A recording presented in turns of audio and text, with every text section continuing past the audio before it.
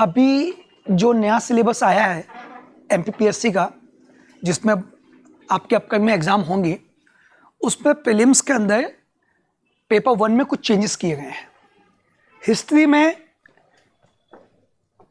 2 unit जोड़ी गई हैं। एक संकल्पना एवं विचार प्रीलिम्स के अंदर, और एक जोड़ा गया है भारत का सांस्कृतिक विरासत, कल्चर हेरिटेज, जिसमें art form, literature, festivals, events, कला प्रारूप, साहित्य, पर्व, उत्सव, ये 2 टॉपिक जोड़ दिए गए हैं। ठीक, इंटरेस्टिंग बात है कि ये टॉपिक ऐसे हैं जिनका कंटेंट बहुत कम मिलता है। ठीक, और क्योंकि नए जोड़े गए हैं तो क्वेश्चन भी बनेंगे। तो प्रीलिम्स के पॉइंट ऑफ व्यू से हिस्ट्री में यूनिट 1 के अंदर आपके ये 2 नए टॉपिक हैं, बाकी लगभग वही है जो हम पढ़ते थे। ये वाला टॉपिक जो है मध्यकालीन भारत और प्राचीन भारत, इसमें हम वो हिस्ट्री जो पढ़ते थे नॉर्मल वही सब चलेगा। इधर आपका सोशल रिलीजियस रिफॉर्म मूवमेंट्स, वो हम टॉपिक पढ़ते थे, वो आ जाएगा। Freedom struggle, Indian national movement, वो सब भी टॉपिक है।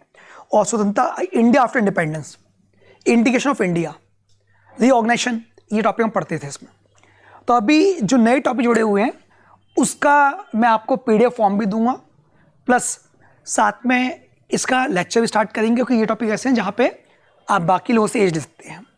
तो इस टॉपिक में संकल्पना विचार मैंने जो जोड़ा है वो जोड़ा है प्राचीन भारतीय ज्ञान परंपरा, नॉलेज ट्रेडिशन क्या है। ठीक, प्राचीन भारत में शिक्षा पद्धति क्या थी और शिक्षा को लेके क्या विचार था, शिक्षा किस प्रकार दी जाती थी, शिक्षा क्या उद्देश्य थे, उसकी क्या कमियां थी, लिमिटेशंस क्या थी, गुरुकुल पद्धति क्या थी। ठीक, वो सब हम इसके अंदर पढ़ेंगे। इसके अलावा भारतवर्ष, कैसे भारत का उद्गम हुआ, ठीक, प्राचीन काल में, फिर वेद, उपनिषद, आर्णक, ब्राह्मण, ये पूरा वैदिक लिटरेचर इसके अंदर आ जाएगा। इसके अलावा क्षण दर्शन, स्मृतियाँ, सभा समिति तो हम पढ़ते थे ऋग्वैदिक काल में। गणतंत्र टॉपिक थोड़ा जोड़ दिया गया, गणतंत्र कैसे इनका उद्गम हुआ, गणतंत्रों का हम पढ़ते हैं कि भारत में 6th सेंचुरी में जो 16 महाजनपद थे उनमें कुछ गणतंत्र थे, कुछ राजतंत्र थे। इन गणतंत्रों वास्तव में क्या है, गणतंत्र थे जो आज की हमारी रिपब्लिक को लेके थ्योरी है वही थे कि इनमें कुछ कमियां थी, वो हम पढ़ेंगे इसको। वर्ण आश्रम, इसके अलावा पुरुषार्थ, ऋण संस्कार, पंच महायज्ञ, इससे मेंस में भी टॉपिक आया था, क्वेश्चन आया था। ठीक, कर्म का सिद्धांत, बोधिसत्व और तीर्थांकर, तो आप देखेंगे इसमें वैदिक धर्म और साथ में जैन और बौद्ध धर्म आदि टॉपिक जोड़ दिए हैं। तो ये हम रेगुलर स्टार्ट करेंगे। आज से मैं फर्स्ट टॉपिक ले रहा हूँ, और फर्स्ट टॉपिक जो मैंने लिया है वो जानबूझ के मैंने ये टॉपिक लिया है, पंच महायज्ञ और कर्म, पंच महायज्ञ और ऋण संस्कार। ठीक, थोड़ा सा ये ट्रिकी टॉपिक है, इस पर कंटेंट बहुत कम मिलता है, और मेरे पास एक सारे कंटेंट के प्रिंटेड फॉर्म में नोट्स बने हुए हैं। तो अभी हमने नए सिलेबस के अकॉर्डिंग फर्स्ट टॉपिक हम ले रहे हैं। फर्स्ट टॉपिक हम संकल्पना विचार में से हमने लिया है ऋण संस्कार और पंच महायज्ञ या / यज्ञ। तो आप चाहें तो लिख लीजिए first paper GS Indian history, first paper GS Indian history. ये इंग्लिश में भी मिल जाएगा आपको, हिंदी के अलावा इंग्लिश में अवेलेबल है। आप चाहें तो लिख लीजिए इसमें first paper GS, first paper history of India, GS first paper history of India, history of India concepts and ideas. अभी मैं केवल प्रीलिम्स की बात कर रहा हूं। ठीक, मेंस में कुछ हिस्ट्री में चेंज नहीं हुआ है, बाकी टॉपिक चेंज हुआ है, तो हम रेगुलर जो चेंजेस होते जा रहे हैं थोड़ा डीप स्टडी करके उन चीज़ों को चलेंगे। डीप इसलिए कि पेपर का पैटर्न थोड़ा चेंज हो रहा है, लोग अभी भी सरफेस पे सुपरफिशियल पढ़ रहे हैं, तो वहाँ दिक्कत आ रही है। तो डीप चलेंगे हम लोग इसको लेके। कॉन्सेप्ट्स एंड आइडियाज मैंने पहला टॉपिक लिया आपका, और कॉन्सेप्ट्स एंड आइडियाज में हमने लिया है आपके ऋण संस्कार और पंच महायज्ञ। आप चाहें तो हेडिंग बना लीजिए। आज का जो फर्स्ट टॉपिक हमारा वो है ऋण संस्कार, पंच महायज्ञ, पंच महायज्ञ।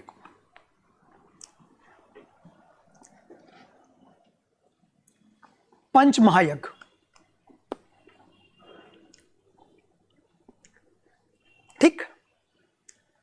ये हमारा फर्स्ट टॉपिक है जिसको आज हम डिस्कस करेंगे।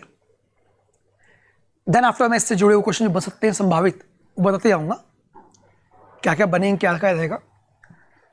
ये टॉपिक मेंस में भी आ जाता है। ऋण संस्कार में कितने प्रकार के ऋण माने गए हैं, पंच महायज्ञ में कौन कौन से 5 यज्ञ हैं, पर्टिकुलर एक यज्ञ भी पूछ लेता है। लास्ट टाइम ने पूछा था एक पर्टिकुलर यज्ञ, तो ये प्रीलिम्स का मेंस दोनों के अकॉर्डिंग हम इसको कवर करेंगे। ठीक, क्लियर। क्वेश्चन सीधा बन सकता है कि पंच महायज्ञ क्या है, उनका क्या महत्व है फुल क्वेश्चन में, तो वो पता होना चाहिए आपको। ठीक,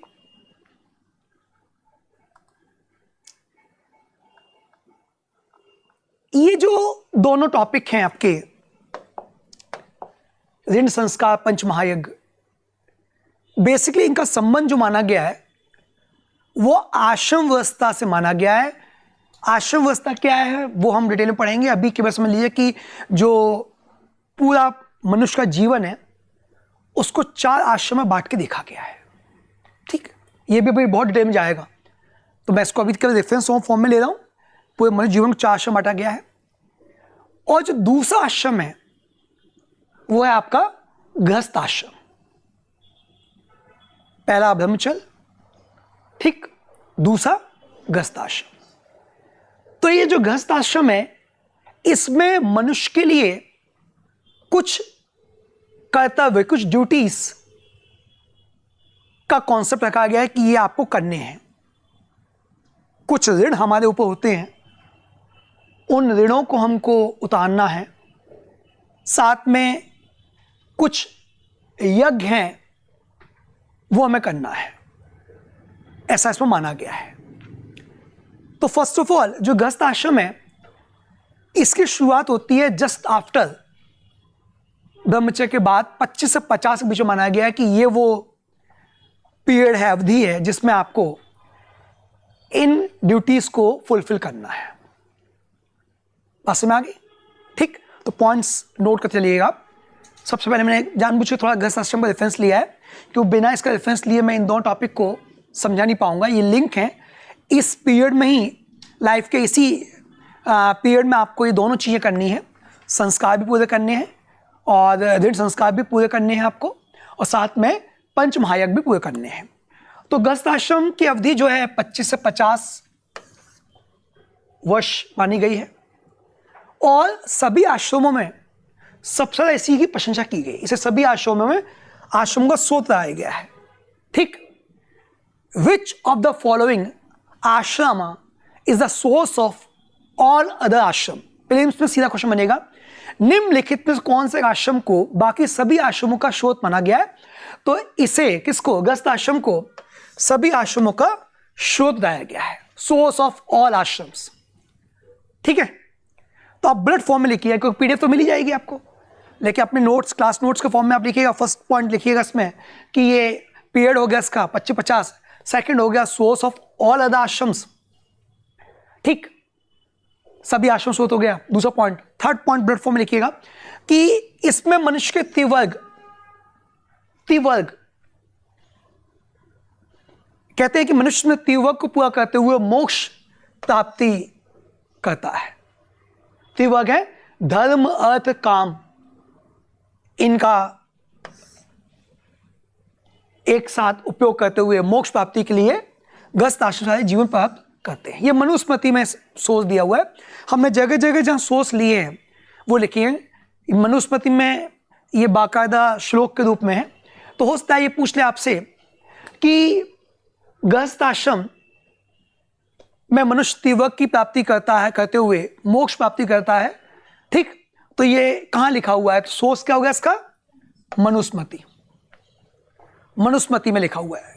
सीधा एग्जाम आएगा, ये उल्लेख कहां मिलता है? मनुस्मृति, अर्थशास्त्र, ऋग्वेद। ठीक, इसके अलावा शाम वेद, अथर्ववेद, जो भी सोच 4-5 दे देगा। तो आप बताना चाहिए कि ये बाकायदा यहां पे मनुस्मृति में इसका जिक्र है। ठीक है, क्योंकि ये तीनों आश्रमों का भाव वहन करता है, तीनों को ही लेके चलता है, तो इसको श्रेष्ठ माना गया है। एग्जाम आएगा इनमें से किस आश्रम को सबसे उत्तम, सबसे श्रेष्ठ, ठीक, सबसे प्रमुख माना गया है। माना गया इसको, गस्थ आश्रम को। यह भी काम मिलता है मनुस्मृति में। जिस प्रकार छोटी नदियां समुद्र में आकर आश्रय पाती हैं, उसी प्रकार सभी आश्रम गस्थ आश्रम में आश्रय पाते हैं। यह भी मनुस्मृति में। अब आप इसको प्रीलिम्स में तो नहीं पढ़ना है, ठीक। प्रीलिम्स के समझ प्रीलिम्स में सकता है कि इनमें से किस आश्रम को समुद्र से तुलना की गई है, ठीक। नीचे आपको 4 आश्रम दे देगा, 3 आश्रम दे देगा। उसके अलावा आपसे बोलेगा कि इनमें से किस आश्रम की तुलना समुद्र से की गई, तो वही हो गया आपका गस्थ आश्रम, ठीक। गस्थ आश्रम एक समुद्र के समान है जो सभी आश्रमों को छोटी नदियों के समान आश्रय देता है। यह जिक्र मिलता है ऋग्वेद, सामवेद, अथर्ववेद या मनुस्मृति, तो मनुस्मृति। इसके अलावा यदि यही चीज आपके शॉर्ट क्वेश्चन में आ जाए, वेरी शॉर्ट क्वेश्चन में आ जाए गस्थ आश्रम में, जहां पे आपको 3 इन्फॉर्मेशन देनी पड़ती है, तो आप मनुस्मृति के ये 3 जो इसके बारे में मेंशन है इंफॉर्मेशंस, यदि इनमें से एक भी कोट करते हैं तो आपके नंबर बाकी से अलग होंगे, क्योंकि बाकी लोग वही रटाटाए लिखने वाले हैं, ठीक। थोड़ा लगेगा कि आपका शोध भी है, तो आप लिख सकते हैं कि मनुस्मृति में गस्थ आश्रम तुलना उस समुद्र समान की गई है जो सभी नदियों को आश्रय देता है। इसी प्रकार अर्थात गस्थ आश्रम सभी नदियों को आश्रय देने वाला सर्वोत्तम आश्रम बताया गया है, ठीक है ना, बताया गया है। जो लोग गस्थ आश्रम का त्याग का संन्यास ग्रहण कर लेते हैं, प्राचीन धर्म ग्रंथ उनकी निंदा करते हैं, इनकी निंदा करते हैं। माना जाता है कि यदि आप गस्थ आश्रम कंप्लीट नहीं कर रहे हैं तो जो आपके लाइफ का पर्पस है वो कंप्लीटली फुलफिल नहीं हो रहा, वो भी एक पार्ट है, उसको आपको लेकर चलना पड़ेगा, ठीक, समझा ना। तो ऐसा नहीं है कि आप डायरेक्ट ब्रह्मचर्य से जम करके सीधे बाकी आश्रम चले जाएं। गस्थ को आपको करना चाहिए, ऐसा माना गया है कि यह भी एक लाइफ का पार्ट है सोसाइटी के लिए। इसी समय आप कुछ अपनी जो है ड्यूटीज फुलफिल करते हैं, तो इसको आप मिस कर देंगे, वो ड्यूटीज फुलफिल नहीं हो पाएंगी। दैट इज आपके तीर्ण और साथ में पंच महायज्ञ। समय चलिए, अब यही मैंने जो कहा वो यहां लिखा हुआ है कि सामाजिक कर्तव्यों की पूर्ति करने का उपयुक्त अवसर प्रदान करता है। सीधा क्वेश्चन आएगा कि इनमें से कौन सा एक आश्रम ऐसा है जो सोशल ड्यूटीज फुलफिल करने के लिए हमें अपॉर्चुनिटी देता है, ठीक। कौन सा है? गस्थ आश्रम, है ना। इनमें किस आश्रम को सामाजिक कर्तव्य की पूर्ति का माध्यम माना गया है? क्लियर हुआ? प्रीलिम्स के पॉइंट से बोला मैं आपको, और यही चीज आप पेन्स में लिख दीजिए जो मैंने समझाया आपको, तो आपके नंबर बाकी लगाएंगे। यहां रहते हुए मनुष्य अपने परिवार के भरण पोषण के निमित्त धर्मानुकूल अर्थ संग्रह करता है, अर्न करता है कुछ अपनी फैमिली, अपने लिए, लाइवलीहुड के लिए इसी आश्रम में, ठीक। तो अर्थ संग्रह का संबंध किस आश्रम से जोड़ के देखा गया है? लाइवलीहुड या आजीविका, धर्म के अनुसार अर्न करना, इसको किस आश्रम से जोड़ के देखा गया है? अर्थशास्त्र में गस्थ आश्रम के निम्नलिखित कर्तव्य बताए गए हैं। तो गस्थ आश्रम कर्तव्यों का उल्लेख कहां मिलता है? मनुस्मृति, अर्थशास्त्र, ऋग्वेद, सामवेद। तो कहां मिलता है? अर्थशास्त्र, ठीक। सीधा क्वेश्चन में आएगा मेंस में, गस्तों के निम्नलिखित या गस्तों के द्वारा किए जाने वाले कर्तव्यों को बताइए। गस्थ आश्रम में गस्तों के द्वारा किए गए कर्तव्यों को बताइए। तो आप वहां पे जिक्र करेंगे कि अर्थशास्त्र में गस्तों के निम्नलिखित कर्तव्य बताए गए हैं, और ये आप 4 जो कर्तव्य हैं इनको यहां पे स्पेशली मेंशन करेंगे। क्लियर हो गया प्रीलिम्स के पॉइंट ऑफ व्यू से? ठीक है, प्रीलिम्स के पॉइंट ऑफ व्यू से सबसे पहले अपने धर्म के अनुकूल जीविकोपार्जन करना, लाइवलीहुड, ठीक। लेकिन कैसा? धर्म के अनुकूल। धर्म के अनुकूल मतलब ऐसा कोई काम ना करना जो धर्म के विरुद्ध हो। अब यहां धर्मों का उल्लेख है, क्षमा, दान, अस्ते, सोच, इंद्रिय निग्रह, ज्ञान, विद्या, सत्य, क्रोध ना करना, इनको फॉलो करते हुए कोई करना काम, ठीक। ये नहीं है कि आप हिंसा कर रहे हैं और वो जो हिंसा है किसी प्राणी को मार रहे हैं और फिर उसको आप जो है लाइवलीहुड के रूप में देखें, तो वो नहीं माना गया इसमें। विधि पूर्वक विवाह करना, अपनी विवाहिता पत्नी से ही संपर्क रखना, एक्स्ट्रा मैट अफेयर नहीं, ठीक, सही बात है ना। तो इससे परिवार नामक जो इकाई है, फैमिली यूनिट जो है, वो क्या होगी, टूटेगी और समाज में इससे विकृतियां पैदा होंगी और देवताओं, पितरों, भ्रतों आदि के खिलाने के बाद बचे हुए अन्न को ग्रहण करना, ठीक। ये नहीं इससे पहले अपन खुद खा लें फिर बाकी को बचा हुआ बांट दें, ठीक। हमारे यहाँ आज भी आप देखते होंगे भोग की परंपरा होती है। सुबह घर में जो खाना बनता है उसमें पहला जो पार्ट होता है वो हम निकालते हैं किसके लिए, देवताओं के लिए। अपने देव जो हमारे मंदिर जो हमें होते हैं वहाँ पे भोग लगता है, ठीक। जिन घरों में भोग नहीं होता वहाँ पे प्रसाद का परंपरा होती है, वहाँ कुछ प्रसाद होता है जो भगवान को सुबह सुबह चाहा जाता है, ठीक। पितरों जो हमारे पूर्वज हैं उनके लिए भोग निकाला जाता है, भक्तों आदि के लिए। तो आप ये देखते हो कि ये सब कहाँ किए जाएंगे, ये सब गृहस्थ आश्रम में किए जाएंगे। तो गृहस्थ आश्रम में शास्त्र के मुताबिक गृहस्थों के ये ड्यूटीज, ये कर्तव्य बताए गए हैं। सेट हो गया दिमाग के अंदर पॉइंट, ठीक है। तो ये मैं प्रीलिम्स का मेंस के पॉइंट ऑफ व्यू से ले रहा हूं। प्रीलिम्स से बन जाएगा कौन कौन से कर्तव्य माने गए हैं, तो अब क्लियर हो गया कि ये 4 कर्तव्य मेंशन है। अब आते हैं गृहस्थों के 10 धर्म कौन कौन से माने गए हैं और किस में इसका जिक्र मिलता है। तो वंस अगेन यहाँ पे मनुस्मृति में हमको जिक्र मिलता है गृहस्थों के 10 धर्मों का, ठीक। धृति, क्षमा, दम, अस्तेय, शौच, ये मैं इंग्लिश में भी देने वाला हूँ आपको, तो अभी डरना मत कि प्योर हिंदी में मिल रहा है, बट कुछ टॉपिक ऐसे हैं जो आपको हिंदी में क्लियर होने चाहिए क्योंकि ये प्योर हिंदी फॉर्म में मिलता है हमको नोट्स में। इंग्लिश में मिल जाएगा लेकिन आपको पता चाहिए कि क्या क्या चीज़ें इसमें हैं। तो 10 कर्तव्य माने गए हैं। इसका जितनी क्षमता हो उतना दान करना, और जो भी अतिथि आएगा, चाहे आपको प्रिय हो चाहे प्रिय हो, जो भी आपके घर आया है, पसंद हो नापसंद हो, उसका सत्कार करना। यह नहीं है कि नापसंद है तो अपमान करें, ठीक। चाय पियोगे क्या, बोले हाँ पियेंगे, तो चाय की पत्ती लेके आए हो क्या, वो क्या कैसी बात कर रहे हो, ठीक। चलो कोई बात नहीं है, दूध लेके आए हो, जाओ माँ के दूध लेके आओ, हम चाय बना देते हैं। वो क्या मैं चाय बाहर ही पियाऊंगा, ठीक है ना। तो आप भी कहोगे मैं भी तो यही चाहा था, ठीक।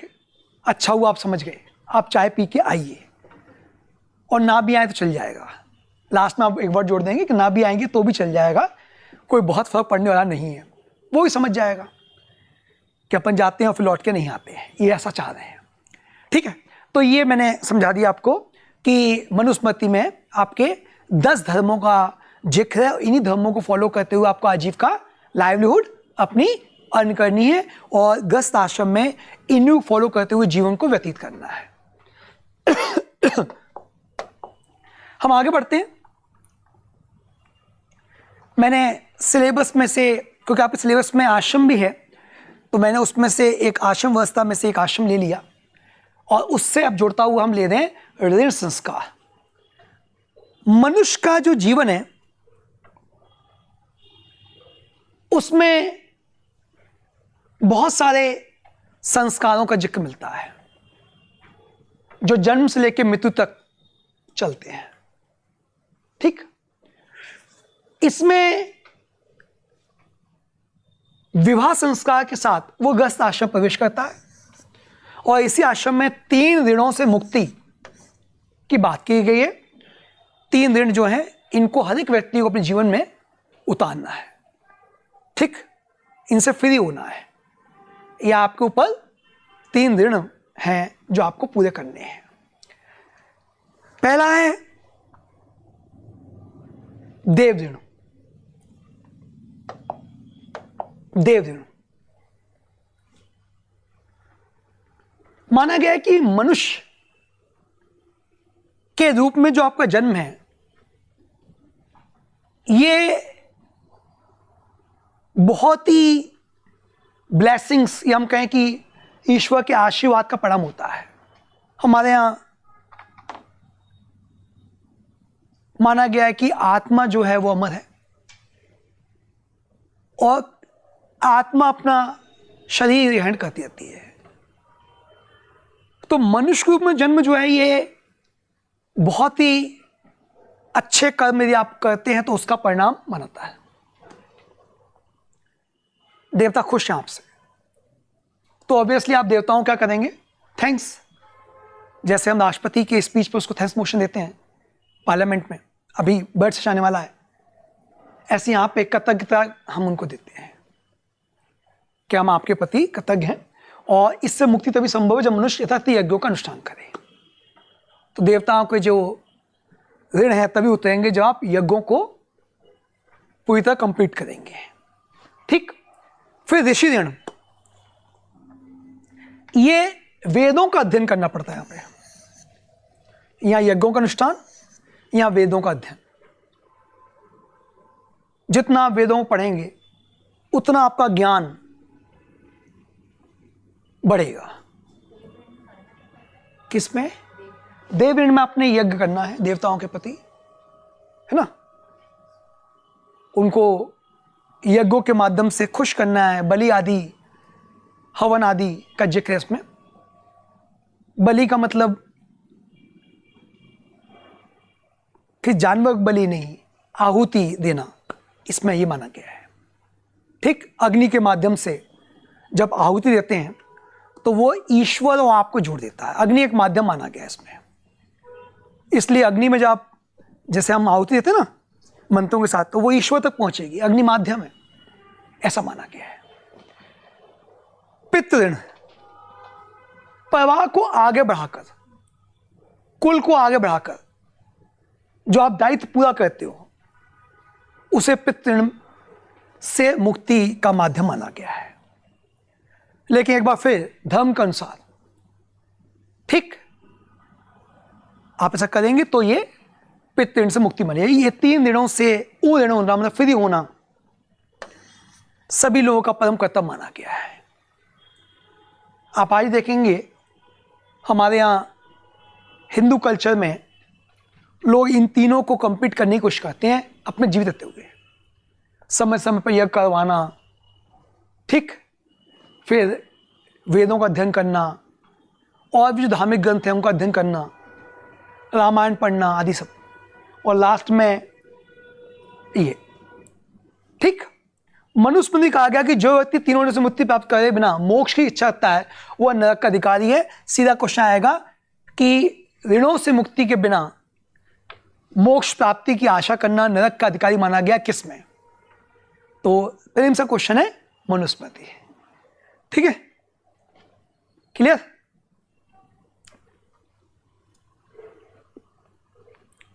आगे बढ़े। मनुस्मृति में ऋण संस्कार गृहस्थ आश्रम के आदि में लिखा हुआ है। जब आश्रम से पढ़ेंगे तो वहां पे जिक्र इसका।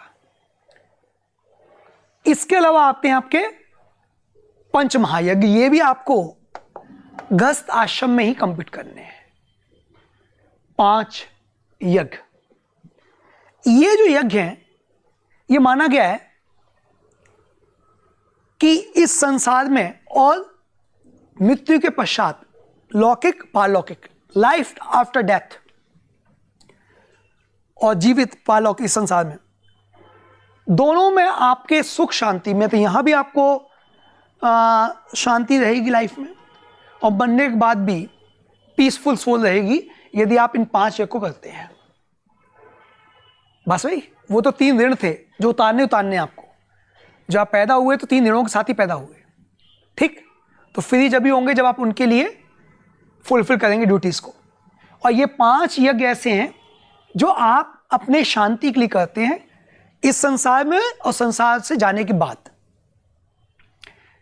पहला है ब्रह्म यज्ञ। इसमें वेदों का अध्ययन किया जाता है। वेदों का अध्ययन, ठीक है। इसके बाद दूसरा पितृ यज्ञ। आज आप देखते होंगे हमारे यहां श्राद्ध के समय लोग पितरों को तर्पण करते हैं, शादी करते हैं पूर्वजों का, है ना, ये सब चीजें। तो ये प्रत्यय हो गया।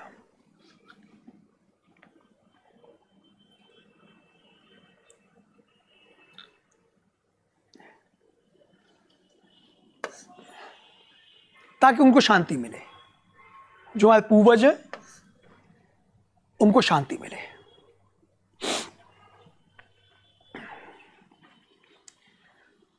तीसरा है देवयज्ञ।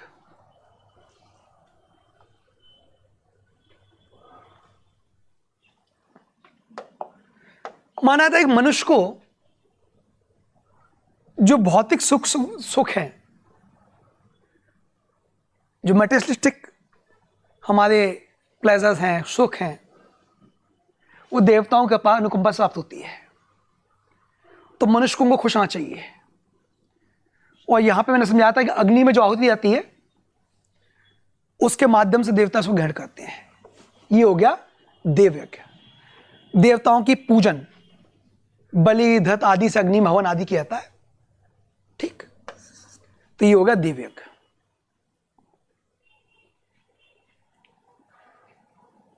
ठीक, भूतयज्ञ।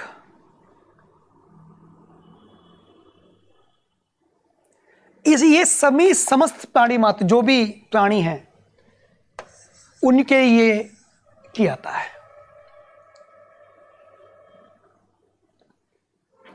ठीक, बलि भाग को अग्नि में डाल के सभी दिशाओं में देता है ताकि सभी प्राणी से ग्रहण कर सके। इस यज्ञ के माध्यम से विनाशकारी भूत प्रेतों को संतुष्ट करने का प्रयास किया जाता है। तो इस प्रकार से ये आपका चौथा भूत यज्ञ पंचमहायज्ञ में रखा गया है?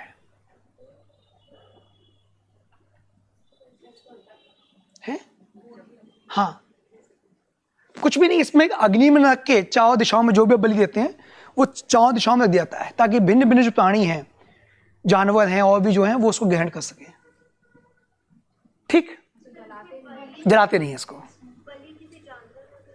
नहीं, कुछ भी अन्न वगैरह जो आप बनाते हैं, आप देखते हो अपने यहाँ जब भी अभी अंतिम संस्कार वगैरह जो होते हैं उसके बाद हम लोग कुछ पोषण निकालते हैं, है ना, जानवरों के लिए, गाय के लिए, कौवे के लिए, इन सब के लिए। तो ये इसी तरह का एक पार्ट है।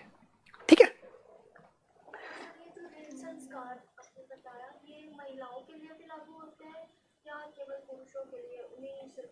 नहीं तो आश्रम व्यवस्था सभी के लिए इसमें लागू होगी, तो उन सभी लागू होगा, है ना। मनुष्य यज्ञ, ये सीधा क्वेश्चन बनता है, इसको नयज्ञ अथवा अतिथि यज्ञ बोलते हैं, क्योंकि इसमें माना गया कि जो भी अतिथि आपके यहाँ आएगा उसको ही सेवा संस्कार दिया जाएगा। ठीक है,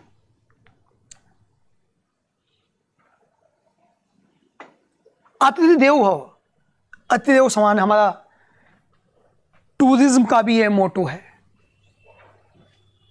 ठीक, विष्णु पुराण में कहा गया है कि यदि कोई व्यक्ति अतिथि को बुलाकर उसको रिस्पेक्ट नहीं देता है तो उसके पूरे पुण्य खत्म हो जाते हैं। ठीक है ना। अथर्ववेद में कहा गया है कि जो अतिथि होता है वो केवल गृहस्थ के यहां भोजन नहीं करता, उसके जो गलतियां हुई हैं उनको भी वो खत्म कर देता है। ठीक, जब उसका पेट भरेगा, उसको शांति मिलेगी तो वो आपको ब्लेसिंग्स देगा। ठीक, अतिथि कैसा भी हो, आपको पसंद हो ना हो, लेकिन यदि आप उसको रिस्पेक्ट देते हैं, आदर संस्कार करते हैं, तो ये स्वर्ग लोक का भागी होता है, ऐसा माना गया मनुष्य के अंदर। ठीक है, क्लियर हो गया। इस प्रकार हमने देखा। अच्छा, ये शोध क्या है? बौधायन।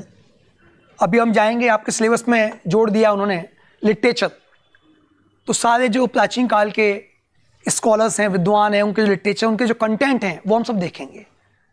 केवल ये नहीं कि किसने क्या लिखा, कई बार कंटेंट पूछ लेता है। ठीक, इनमें से कौन सा साहित्य ऐसा है जिसकी स्टोरी सुखद है, मतलब एंड उसका हैपनिंग था या दुखद था, सैड स्टोरी थी, ऐसे करके क्वेश्चन बन जाते हैं कई बार। तो हम सब देखेंगे सारे, वो पूरी लिस्ट और उसका कंटेंट भी दे दूंगा इसी पीडीएफ फॉर्म में। अब मेंस के अकॉर्डिंग मैंने यहाँ पे एक लास्ट टॉपिक दे दिया है, वो है सिग्निफिकेंस। इन तीनों दिनों का 5 महायज्ञ का सिग्निफिकेंस क्या है। तो सिग्निफिकेंस सिंपल आप पढ़ लीजिएगा, बस यही है कि यदि आप ये सब करते हैं तो आपका ये जो जीवन है वो तो बेहतर होगा, लेकिन मृत्यु के बाद भी जीवन आपका बेहतर होगा, और समाज के प्रति अपने दायित्वों का भी धर्मपूर्वक निभा करता है। तो सोसाइटी प्रति भी जो आपका है ना, तो ये कंप्लीट इसका महत्व हो गया, सोर्स हो गए, और मैंने ऐसा सिग्निफिकेंस भी एक्सप्लेन आपको कर दिया। ठीक है, कोई दिक्कत तक नहीं। अब आप इससे जुड़े जो क्वेश्चन आए हैं वो हम आपको टेस्ट में देंगे। ठीक, बहुत कंफ्यूज होगा इसमें कि कौन संस्कार है, कौन सा यज्ञ है, किसमें क्या, बहुत नहीं। तो आप पढ़ते समय ध्यान रखिएगा कि बिटवीन द लाइंस क्वेश्चंस में से प्रीलिम्स में बनते हैं। बाकी सिंपल के अकॉर्डिंग मैंने सही चीज़ बता दी आपको, सिंपल में ये चीज़ बनेंगी। हाँ, वो अलग चीज़ आएंगी, नहीं वो अलग है, वो राजा के साथ जोड़े गए लेटर वैदिक काल की परंपराएं हैं, तो वो अलग है, उसको अपन लेंगे, उसको भी लेंगे। लेकिन वो एंशिएंट हिस्ट्री के टॉपिक में जो यूनिट 2 है आपकी, हाँ उसमें आएगा ये। ठीक, इसी में यूनिट 1 के अंदर जो आपका टॉपिक 1 है यहाँ पे, मैं थोड़ी सॉरी इसको यूनिट 2 बोल गया, ये इसमें आएगा आपका, ये साइलेंट फिश, हाँ सारे इसमें आएंगे। ठीक, कौन से में सारे आएंगे, socio economy system of ancient medieval India. ठीक, पॉलिटिक्स सिस्टम, एडमिनिस्ट्रेटिव स्ट्रक्चर कैसे बना, वो सब चीज़ें हैं। तो ये यूनिट में से हमने अभी आज ये टॉपिक हमने कंप्लीट कर दिया है।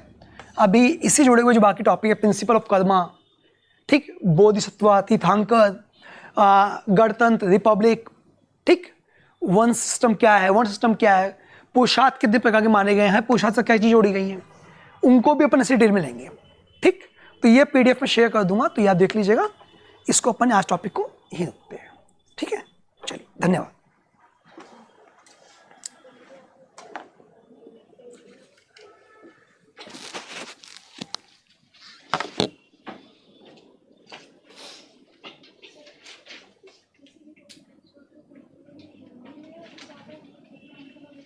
इंग्लिश में पढ़ोगे समझ में नहीं आएगा, इंग्लिश में आप लिख भी आओगे तो नंबर मिल जाएंगे, क्योंकि बाकी लोग तो हिंदी में लिख भी, इंग्लिश में लिख भी नहीं पाएंगे, कंटेंट ही नहीं, बहुत जोड़ तोड़ करके मैं दे रहा हूँ, तो आप हो जाएगा। अभी आप समझ लो, अंडरस्टैंडिंग, ये तो हो जाएगा।